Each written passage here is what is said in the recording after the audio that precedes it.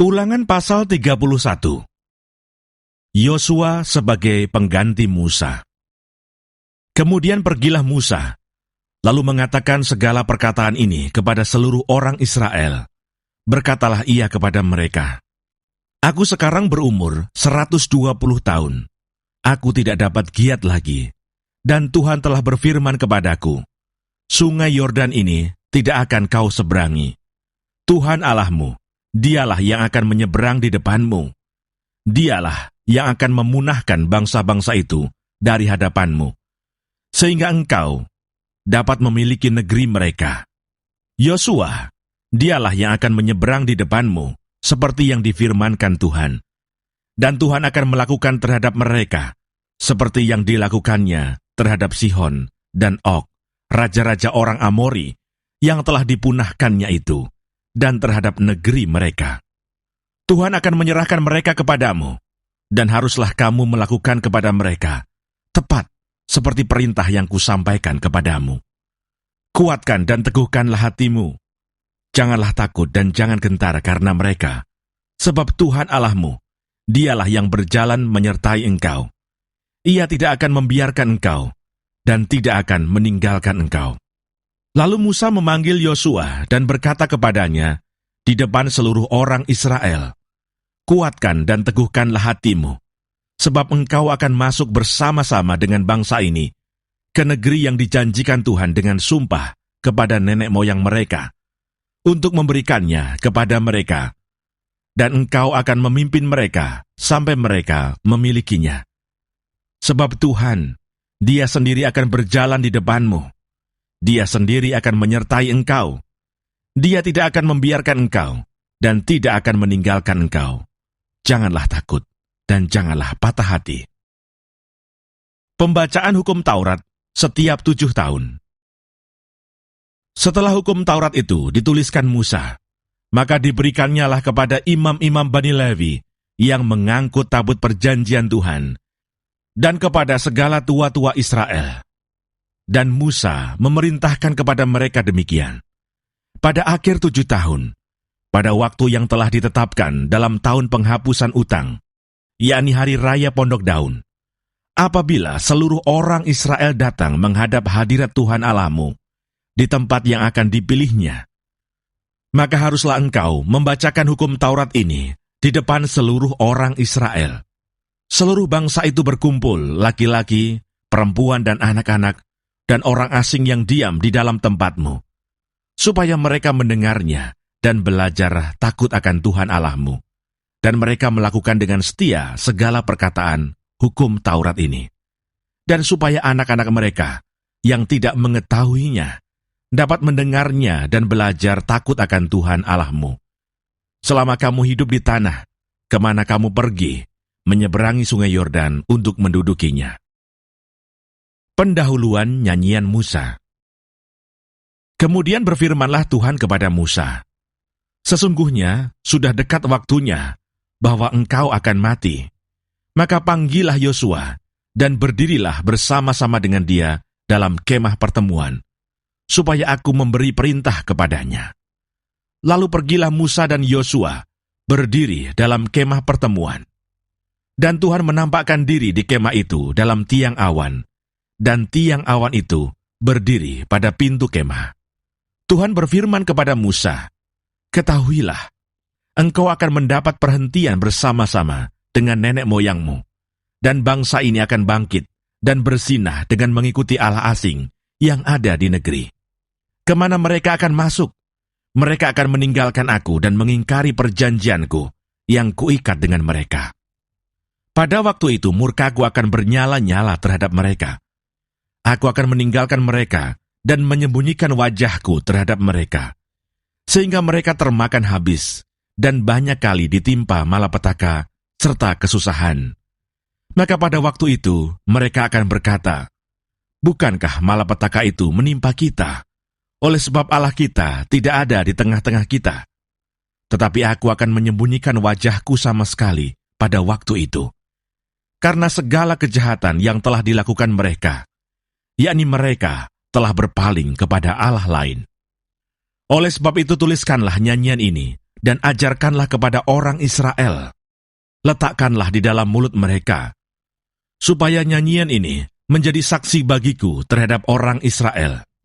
Sebab aku akan membawa mereka ke tanah yang kujanjikan dengan sumpah kepada nenek moyang mereka, yakni tanah yang berlimpah-limpah susu dan madunya. Mereka akan makan dan kenyang dan menjadi gemuk, tetapi mereka akan berpaling kepada Allah lain dan beribadah kepadanya. Aku ini akan dinista mereka, dan perjanjianku akan diingkari mereka. Maka apabila banyak kali mereka ditimpa malapetaka serta kesusahan, maka nyanyian ini akan menjadi kesaksian terhadap mereka, sebab nyanyian ini akan tetap melekat pada bibir keturunan mereka. Sebab aku tahu niat yang dikandung mereka pada hari ini, sebelum aku membawa mereka ke negeri yang kujanjikan dengan sumpah kepada mereka. Maka Musa menuliskan nyanyian ini dan mengajarkannya kepada orang Israel. Kepada Yosua bin Nun diberinya perintah firman-Nya, "Kuatkan dan teguhkanlah hatimu, sebab engkau akan membawa orang Israel ke negeri yang kujanjikan dengan sumpah kepada mereka, dan aku akan menyertai engkau."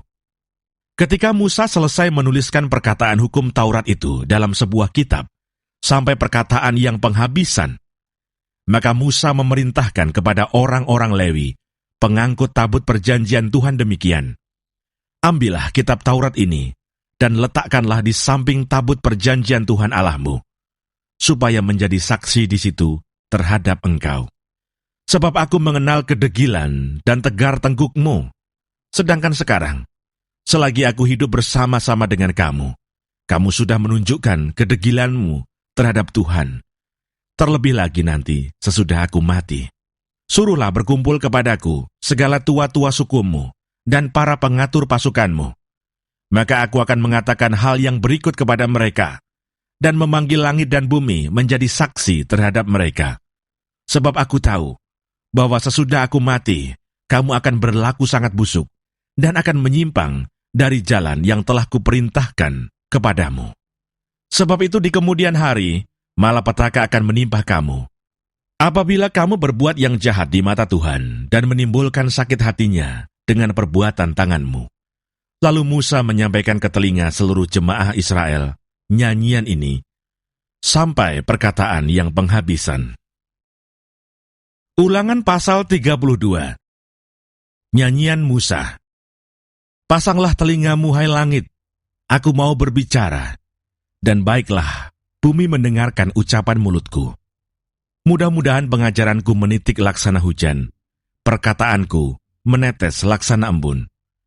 Laksana hujan renai ke atas tunas muda, dan laksana dirus hujan ke atas tumbuh-tumbuhan. Sebab nama Tuhan akan kuserukan.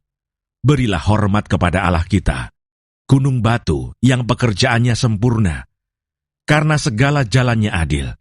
Allah yang setia, dengan tiada kecurangan, adil dan benar Dia. Berlaku busuk terhadap Dia, mereka yang bukan lagi anak-anaknya, yang merupakan noda, suatu angkatan yang bengkok dan belat-belit. Demikianlah engkau mengadakan pembalasan terhadap Tuhan, hai bangsa yang bebal dan tidak bijaksana. Bukankah Ia Bapamu yang mencipta engkau, yang menjadikan dan menegakkan engkau? Ingatlah kepada zaman dahulu kala, perhatikanlah tahun-tahun keturunan yang lalu. Tanyakanlah kepada ayahmu, maka ia memberitahukannya kepadamu. Kepada para tua-tuamu, maka mereka mengatakannya kepadamu. Ketika Sang Maha Tinggi membagi-bagikan milik pusaka kepada bangsa-bangsa, ketika Ia memisah-misah anak-anak manusia, maka Ia menetapkan wilayah bangsa-bangsa menurut bilangan anak-anak Israel. Tetapi bagian Tuhan ialah umat-Nya. Yakub ialah milik yang ditetapkan baginya. Didapatinya dia di suatu negeri di padang gurun, di tengah-tengah ketandusan dan auman padang belantara. Dikelilinginya dia dan diawasinya, dijaganya sebagai biji matanya. Laksana Raja Wali menggoyang bangkitkan isi sarangnya, melayang-layang di atas anak-anaknya, mengembangkan sayapnya, menampung seekor, dan mendukungnya di atas kepaknya. Demikianlah Tuhan sendiri menuntun dia, dan tidak ada Allah asing menyertai dia. Dibuatnya dia berkendaraan, mengatasi bukit-bukit di bumi, dan memakan hasil dari ladang. Dibuatnya dia mengisap madu dari bukit batu, dan minyak dari gunung batu yang keras.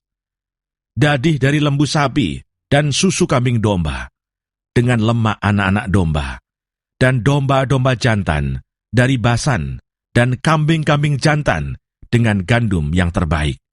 Juga darah buah anggur yang berbuih engkau minum.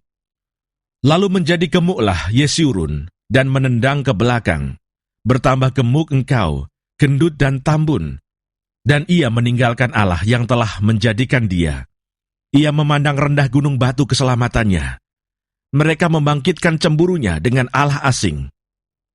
Mereka menimbulkan sakit hatinya dengan dewa kekejian.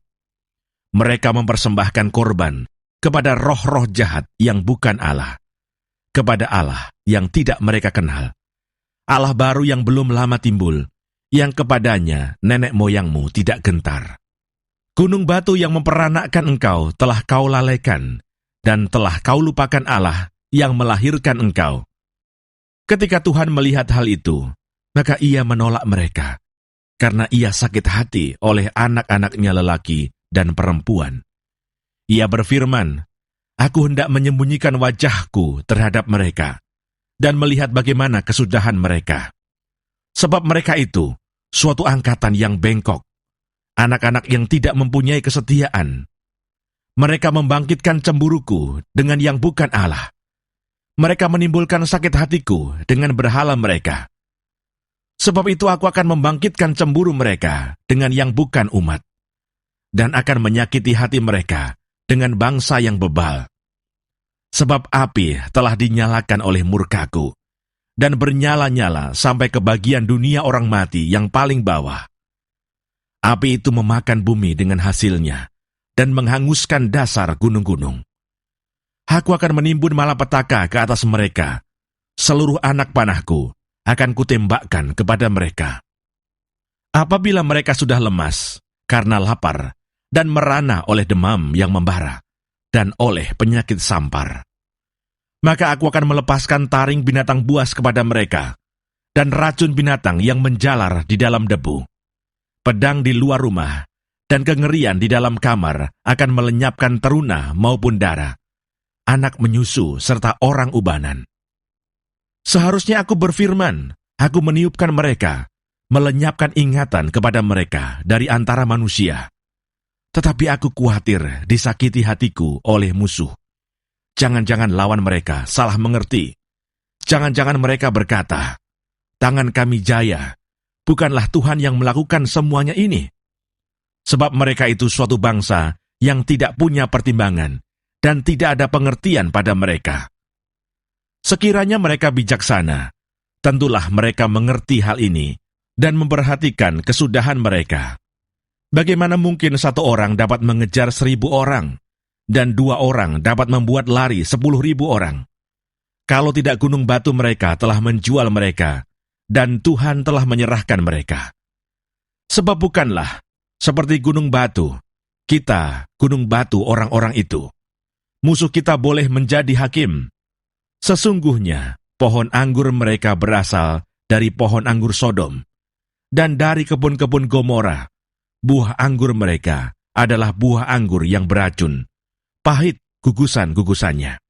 Air anggur mereka adalah racun ular, dan bisa ular tedung yang keras ganas. Bukankah hal itu tersimpan padaku, termeterai dalam perbendaharaanku?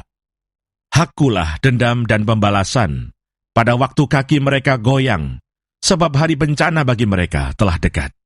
Akan segera datang apa yang telah disediakan bagi mereka.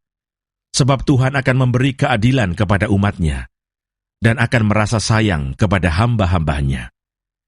Apabila dilihatnya bahwa kekuatan mereka sudah lenyap, dan baik hamba maupun orang merdeka sudah tiada, maka ia akan berfirman, di manakah Allah mereka, gunung batu tempat mereka berlindung, yang memakan lemak dari korban sembelihan mereka?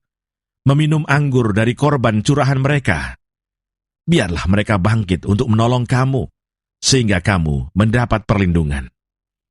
Lihatlah sekarang, bahwa akulah Dia. Tidak ada Allah kecuali aku. Akulah yang mematikan dan yang menghidupkan.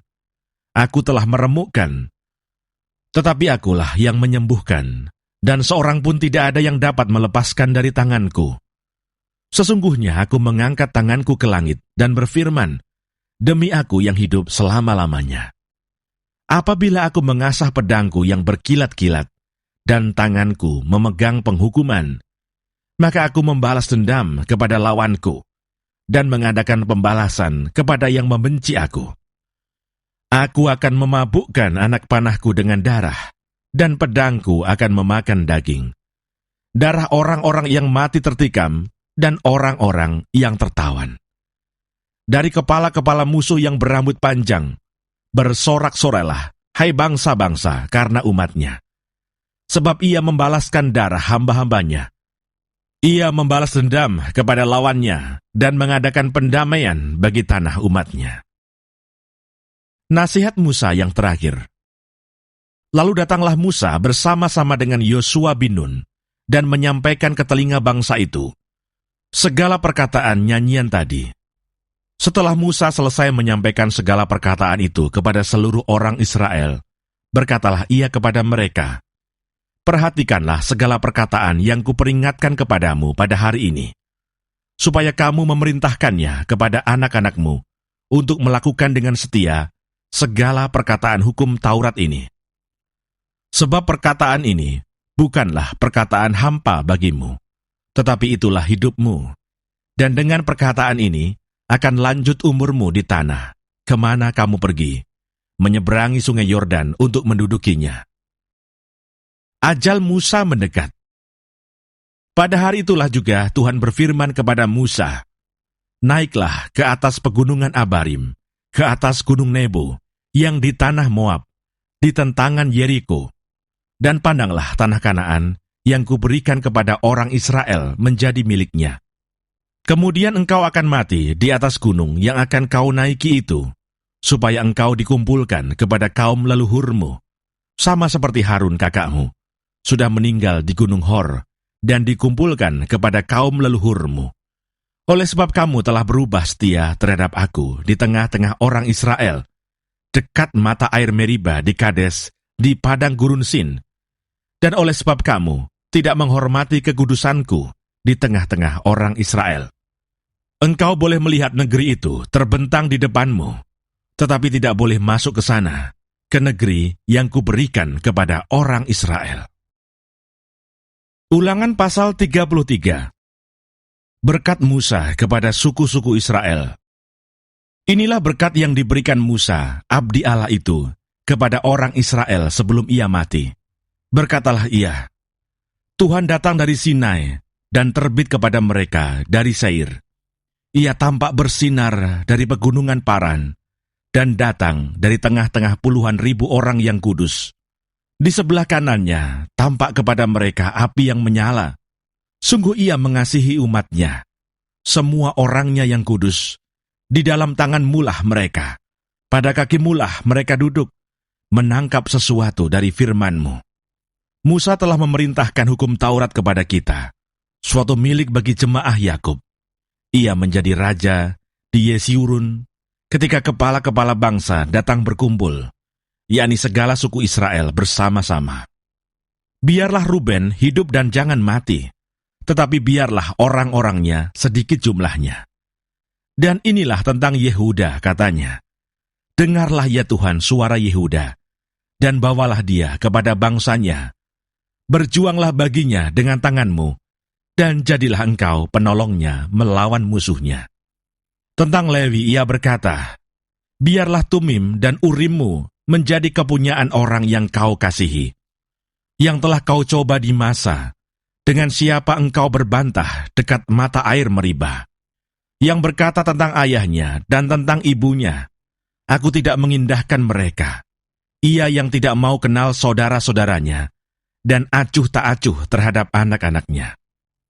Sebab orang-orang Lewi itu berpegang pada firman-Mu, dan menjaga perjanjian-Mu. Mereka mengajarkan peraturan-peraturan-Mu kepada Yakub, hukum-Mu kepada Israel. Mereka menaruh ukupan wangi-wangian di depan-Mu, dan korban yang terbakar seluruhnya di atas mezbah-Mu. Berkatilah ya Tuhan kekuatannya, dan berkenanlah kepada pekerjaannya. Remukkanlah pinggang orang yang melawan dia, dan yang membenci dia, sehingga mereka tidak dapat bangkit. Tentang Benyamin ia berkata, kekasih Tuhan yang diam padanya dengan tentram. Tuhan melindungi dia setiap waktu, dan diam di antara lereng-lereng gunungnya. Tentang Yusuf ia berkata, kiranya negerinya diberkati oleh Tuhan dengan yang terbaik dari langit, dengan air embun, dan dengan air samudera raya yang ada di bawah. Dengan yang terbaik dari yang dihasilkan matahari, dan dengan yang terbaik dari yang ditumbuhkan bulan. Dengan yang terutama dari gunung-gunung yang sejak dahulu, dan dengan yang terbaik dari bukit-bukit yang berabad-abad. Dan dengan yang terbaik dari bumi serta segala isinya, dengan perkenanan Dia yang diam dalam semak duri. Biarlah itu semuanya turun ke atas kepala Yusuf, ke atas batu kepala orang yang teristimewa di antara saudara-saudaranya. Anak sulung lembu sapinya adalah kegemilangannya, dan tanduk-tanduknya seperti tanduk-tanduk lembu hutan. Dengan itu, ia akan menanduk bangsa-bangsa seluruh bumi dari ujung ke ujung. Itulah orang Efraim yang puluhan ribu, dan itulah orang Manasye yang ribuan.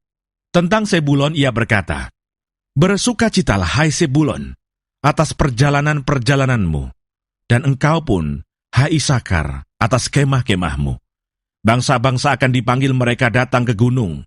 Di sanalah mereka akan mempersembahkan korban sembelihan yang benar, sebab mereka akan mengisap kelimpahan laut dan harta yang terpendam di dalam pasir. Tentang Gad ia berkata, terpujilah dia yang memberi kelapangan kepada Gad. Seperti singa betina, ia diam dan menerkam lengan, bahkan batu kepala. Ia memiliki bagian yang terutama, sebab di sanalah tersimpan bagian panglima. Ia datang kepada para kepala bangsa itu.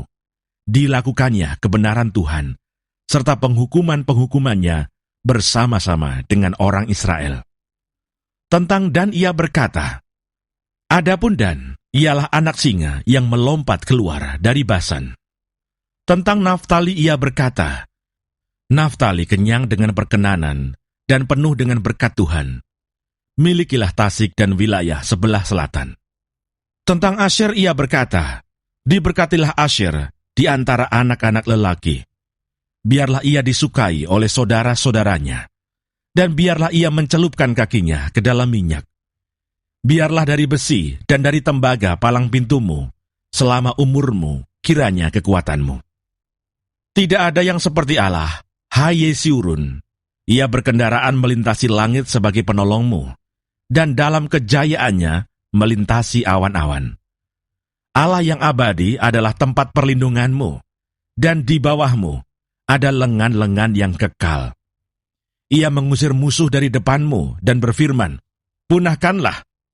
Maka Israel diam dengan tenteram, dan sumber Yakub diam tidak terganggu di dalam suatu negeri yang ada gandum dan anggur. Bahkan langitnya menitikkan embun. Berbahagialah engkau, hai Israel. Siapakah yang sama dengan engkau? Suatu bangsa yang diselamatkan oleh Tuhan, perisai pertolongan dan pedang kejayaanmu. Sebab itu musuhmu akan tunduk menjilat kepadamu, dan engkau akan berjejak di bukit-bukit mereka. Ulangan pasal 34. Kematian Musa. Kemudian naiklah Musa dari dataran Moab ke atas gunung Nebo, yakni ke atas puncak Pisga yang di tentangan Yeriko. Lalu Tuhan memperlihatkan kepadanya seluruh negeri itu, daerah Gilead, sampai ke kota Dan, seluruh Naftali, tanah Efraim dan Manasye, seluruh tanah Yehuda sampai laut sebelah barat, tanah Negeb dan lembah Yordan, lembah Yeriko, kota pohon kurma itu sampai Soar.